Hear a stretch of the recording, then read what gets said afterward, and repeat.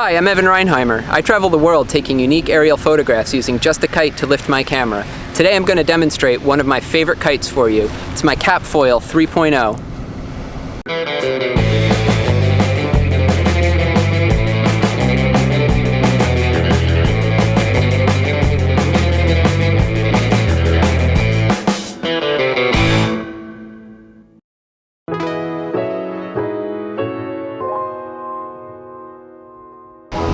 I'm here on Fire Island in New York today to demonstrate my KAP Foil 3.0 for you. This kite is made by HQ Kites. It's a foil kite, which means that it has no hard frame to it, similar to a big windsock.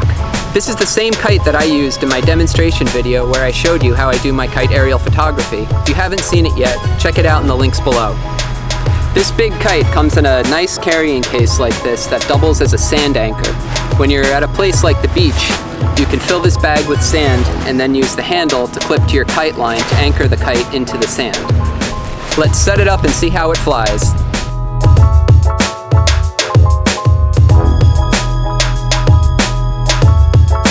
A foil kite is usually very easy and quick to set up because it has no frame and no parts to put together. This kite has a really long fuzzy tail. The fuzzy tail helps give the kite some stability while it's flying.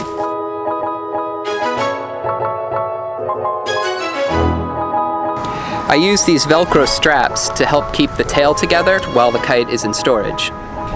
The kite bag doubles as a sand anchor. You can fill it with sand, and it has this strap here that you can use to hook to the kite line to keep it anchored into the ground. I added this carabiner clip here so that it's easy to clip on and off my kite line.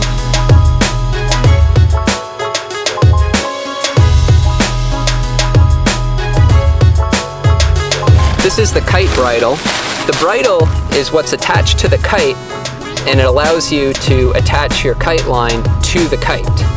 I keep mine together with these Velcro straps just like I use on the tail to keep the bridle from getting twisted and knotted while it's stored in the bag.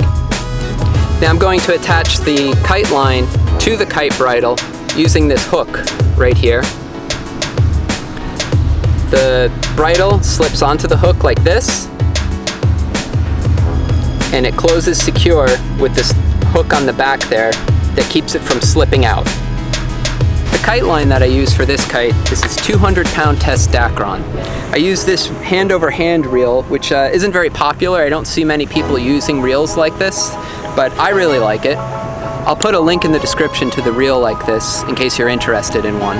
To keep my hands from getting cut on the line, I use these special gloves in case I need to actually grab the line with my hand.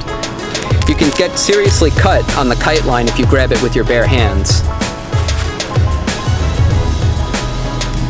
Foil kites are pretty easy to launch as long as you have a good, nice breeze on the ground, because once you open them up, they'll fill with air. It should take right off.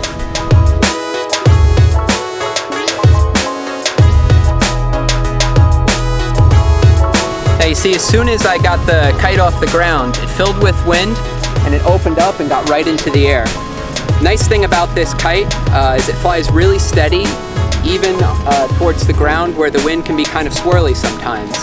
This kite is really good for winds from about 7 or 8 miles an hour up to about 18 to 20 miles an hour. It has a really wide range. However, in winds over 12 miles an hour, this can really pull very strong, so I don't really recommend it for strong winds. This is more of a mid-wind range kite. I'm going to let some more line off the reel here, and that will lift the kite up into the air. As you see, it's flying really steady. We have a good, nice breeze of about 10 miles an hour today, straight out of the west.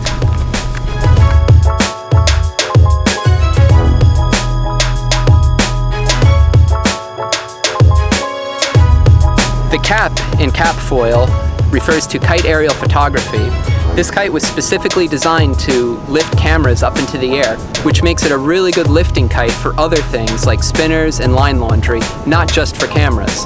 This kite provides a good strong pull and a lot of lift while being very stable in the air.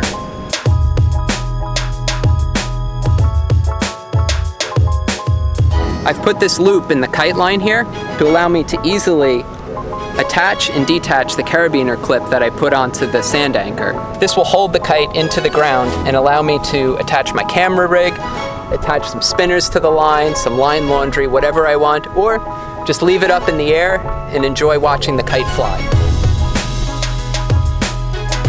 Once the kite is in and close to the ground, it's really easy to take this one out of the sky. I just pull on the bridle like this, and as I get it close, you can close up the cells, and that takes the wind out of it. Real simple. I then place it on the ground like this, put a little bit of weight on it to keep it from filling back up, and that's it. I can then detach the bridle from the kite line and wind that up and use those Velcro strips to keep that all in order again. It's important to pack your kite in an organized way so that it doesn't get all tangled for the next time you want to use it. So what I do is I simply loop the bridle around like this.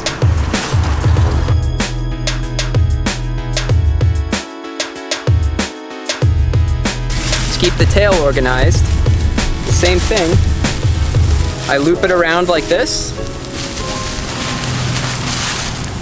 And then I use those same Velcro straps to keep it from getting tangled. We're gonna fold it up to put it back in the case. So I tuck the bridle in the middle here, fold that over, fold it in half once like this.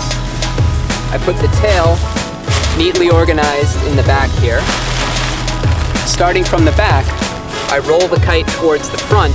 This helps force all the air out of the front vents. Now it's nice and compact, and it should fit nicely right into our carrying case, which we emptied of all sand. Slides right in like that. Use the drawstring to close it. And that's how I pack up the KAP Foil 3.0 by HQ Kites. Thanks for watching. Please subscribe to my channel, and if you liked this video, hit the like button below. Check out my other videos and follow me on Facebook and Instagram as well.